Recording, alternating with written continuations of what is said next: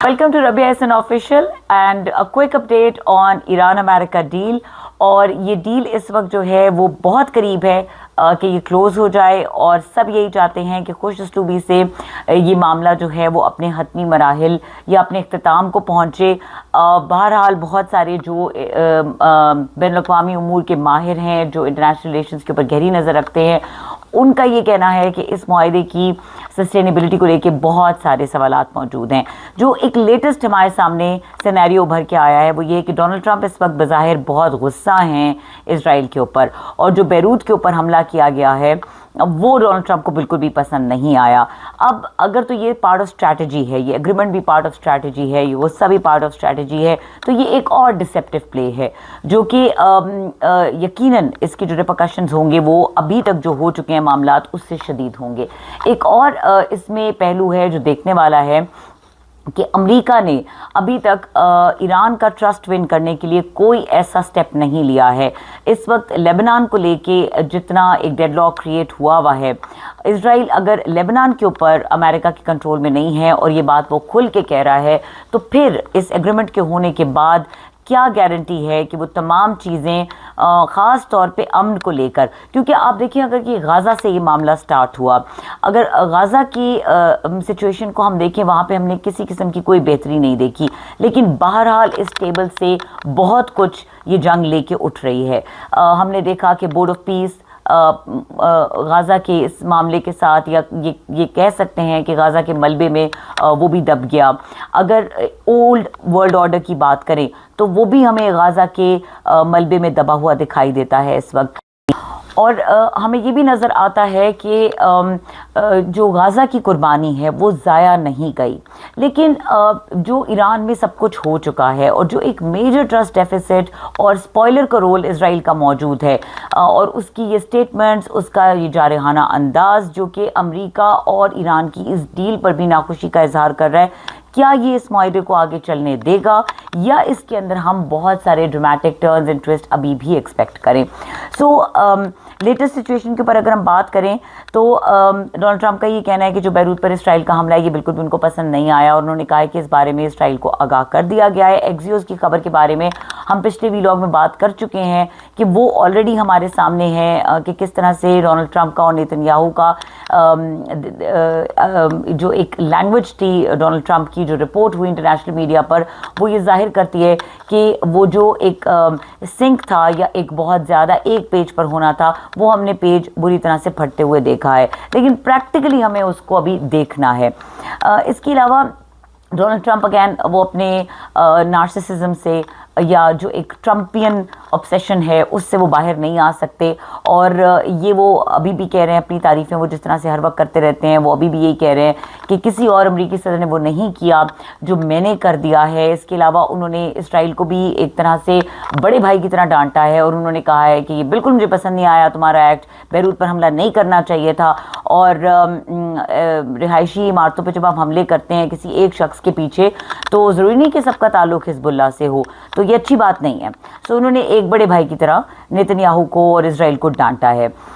اس کے ساتھ انہوں نے یہ کہا کہ لبنان پر جو اسرائیلی حملے ہیں اس کے باوجود ایران کے ساتھ معاہدہ جو ہے وہ برقرار رہ سکتا ہے. So is not very much word کہ یہ جو ابھی چیزیں ہو رہی ہیں اس سے معاہدے کی صحت پہ کوئی فرق پڑے گا. انہوں نے یہ بھی بات ایک ساتھ میں کہہ دی کہ لبنان کی بہرحال جو جنگ ہے وہ ایک چھوٹی جنگ ہے، اور اصل اور بڑا معاملہ ایران کا تھا. اور یہ ایک کنفیشن ڈونلڈ ٹرمپ کے منہ سے ہم نے سنا ہے کہ انہوں نے کہا کہ میں نے رجیم چینج کرنے کی کوشش کی ایران میں، لیکن وہ نہیں ہو سکی. لیکن بہرحال جو اس وقت موجودہ رجیم ہے وہ اچھی ہے. سو یہ وہ یو ٹرنز ہیں جو ڈونلڈ ٹرمپ لے رہے ہیں اور دنیا دیکھ رہی ہے اور حیران ہو رہی ہے. وہ ایک بڑا خوبصورت شعر کا مصرع ہے، عقل ہے محو تماشائے لب بام ابھی. تو اب یہ دیکھتے ہیں کہ جو لاجکس ہیں اور جو ریشنل ہے ٹرمپ کا وہ کتنا بلیویبل ہے اس ساری سچویشن کو لے کر.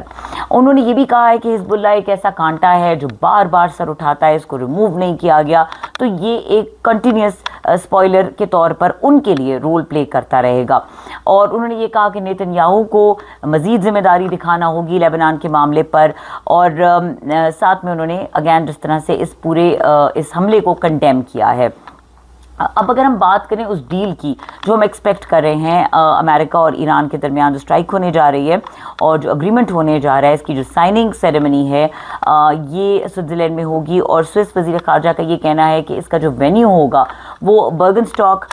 रिजॉर्ट है वो होगा। और पाकिस्तान और कतर ने मुज़ाकरात के लिए इस मकाम की तजवीज़ दी है, स्विस मीडिया ये रिपोर्ट कर रहा है। और ईरान और अमेरिका के जो वफूद हैं उनके दरमियान मुज़ाकरात इस कमिंग फ्राइडे को होंगे, जुमे को होंगे। जून 2024 में बर्गनस्टॉक रिजॉर्ट में यूक्रेन अमन सरबराही इजलास जो था वो भी मुनक्किद हुआ था। So it seems to be a piece place जहाँ से हमेशा अमन की खबरें बाहर निकलती हैं। लेट्स होप कि ये वेन्यू इस दफ़ा भी कोई अच्छा रोल प्ले कर सके। अच्छा, और अगर बात करें कि मुआहदे के कॉन्टोर्स के बारे में डोनाल्ड ट्रंप क्या कहते हैं हमें नज़र आ रहे हैं, तो उनका ये भी कहना है कि ईरान के साथ जो मुआहदा जोहरी हथियार के ख़िलाफ़ हम लोग कर रहे हैं वो ये मुआहदा जो है वो एक दीवार का रोल प्ले करेगा। उन्होंने यूरेनियम एनरिचमेंट की भी बात की और उन्होंने कहा कि लेकिन हम उसको जब्त करने में कुछ जल्दी नहीं दिखाएंगे। सो he is showing a little bit of patience here. लेकिन उन्होंने साथ में ये कहा कि अहम बात ये है कि ईरान कभी भी जोहरी हथियार ना हासिल कर सके। पहले भी हम जानते हैं कि यही वो डेडलॉक्स थे, लेकिन इस दफ़ा ये सिचुएशन थोड़ी सी डिफरेंट नज़र आ रही है क्योंकि जो स्टेटमेंट्स हैं वो बहरहाल ये बात वाज़े कर रहे हैं कि दोनों पार्टीज़ ज़िम्मेदारी का मुजाहरा कर रही हैं और वो कहीं पे भी उस तरह का रवैया नहीं रखना चाह रही जैसे कि माजी करीब में रखा। इसके अलावा उन्होंने ये भी कहा कि जोहरी हथियार हासिल करना ईरान के लिए हमने ऑलरेडी नामुमकिन बना दिया है और मुआहदा जो है वो मंजूरी के लिए कांग्रेस को भेजा जाएगा। अब यहाँ पर ये एक इम्पॉर्टेंट चीज़ है कि हमें डोनाल्ड ट्रंप यूएन की तरफ देखते हुए नज़र आते हैं। क्या वजह है कि डोनाल्ड ट्रंप को इस वक्त इस तरफ देखना पड़ रहा है, इसके बारे में भी डिटेल वीडियो के ऊपर में बात करेंगे इस चीज़ के ऊपर कि इसके क्या मकासद हो सकते हैं। और इससे पहले ईरान तो हमें गारंटीज़ मांगता हुआ नज़र आया था, लेकिन अमेरिका जो इस किस्म की बात कर रहा है इसके पीछे क्या लॉजिक है इसको समझने की ज़रूरत है। और उन्होंने ये कहा कि गुज़िश्ता हफ्ते ईरान पर हमला हम नहीं करना चाहते थे लेकिन कोई दूसरा रास्ता नहीं था। ये वो तमाम मेड अप स्टेटमेंट्स हैं जो डोनाल्ड ट्रंप इस वक्त दे रहे हैं और एक इसका पहलू खुशाइन भी है कि डोनाल्ड ट्रंप संभाल कर सिचुएशन को आगे चल रहे हैं, बैक एंड फोर्थ कर रहे हैं, 1 स्टेप फॉरवर्ड 2 स्टेप बैकवर्ड, इस तरह की स्ट्रैटेजी पर अमल कर रहे हैं जो कि एक अच्छी डिप्लोमेटिक स्ट्रैटेजी समझी जाती है। उनका ये कहना कि ये जो मौजूदा रजीम है ये एक समझदार क़यादत है और जो नासमझ रहनुमा हैं वो मौजूद नहीं रहे। तो अब बात यह है कि रियलिटी तो चेंज नहीं होगी डोनाल्ड ट्रंप के स्टेटमेंट से। The same रजीम is ruling Iran और वही पॉलिसी बना रहे हैं और एग्जीक्यूट कर रहे हैं। और ज़्यादा हमने ये देखा है कि ईरान अब जो अपनी पोजीशन ले चुका है और बेंड नहीं कर रहा, तो इसमें मौजूदा रजीम का एक भरपूर हाथ है। लेकिन डोनाल्ड ट्रंप को इस रजीम के साथ हाथ मिलाना पड़ रहे हैं। ईरान की बहरहाल ये एक बहुत बड़ी फतह है। इसके साथ साथ डोनाल्ड ट्रंप ने ईरान को $300 मिलियन देने की जो खबर है उसको झूठ करार दे दिया है। लेकिन इस बात में भी एक नुक्ता जहन में रखें कि जब ईरान ये डिमांड करता है कि हमें जो लॉसेस हुए हैं, जो फाइनेंशियल लॉस हुआ है जंग में, जो जंगी नुकसानात हुए हैं, वो अमेरिका हम इस एग्रीमेंट का पार्ट बनाएंगे और अमेरिका उसकी ज़िम्मेदारी ले, तो ये पहली दफ़ा नहीं है कि अगर आप पास्ट में जाकर देखें तो पहले भी ईरान इस तरह से अमेरिका इस तरह से हर्जाने ईरान को अदा कर चुका है। और ये हर्जाने जो हैं वो इसी सूरत में अदा किए जाते हैं जब हमले किए जाते हैं और जंगी नुकसानात होते हैं। तो ये एक मामला या इसके ऊपर कोई मेजर डेडलॉक हो ये नज़र नहीं आता। इसके अलावा उनका ये भी कहना है कि ईरान को किसी माली मावनत की खबर जो है उसमें कोई सदाकत नहीं है, ऐसा कोई भी मुआहदा ज़ेर गौर नहीं है। लेकिन हम देख चुके हैं कि ईरान की तरफ से कॉन्ट्रडिक्टरी इस पर स्टेटमेंट्स आई हैं और जो मुआहदे के कॉन्टोर्स की बात करें तो ईरान एक इसको इम्पॉर्टेंट पॉइंट के तौर पर इसके ऊपर बात कर रहा है। उन्होंने ये भी कहा है कि डेमोक्रेट्स जानबूझकर झूठी खबरें फैला रहे हैं। हमने ये भी देखा है कि डोनाल्ड ट्रंप मीडिया से तो बिल्कुल बहरहाल अपने खुश नहीं थे, बाकायदा एंकर्स का नाम ले लेके और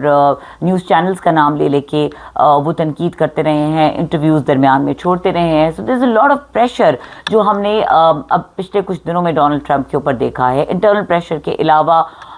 جو بھی جس طریقے سے بھی پوری دنیا میں نیتن یاہو کو یا ٹرمپ کی اس وار انیشیشن سٹیپ کو دیکھا گیا ہے، تو بہرحال ڈونلڈ ٹرمپ جانتے ہیں کہ ان کے اس اقدام کو سراہا نہیں گیا، وہ پذیرائی نہیں ملی، اور تمام یورپی ممالک جو ایک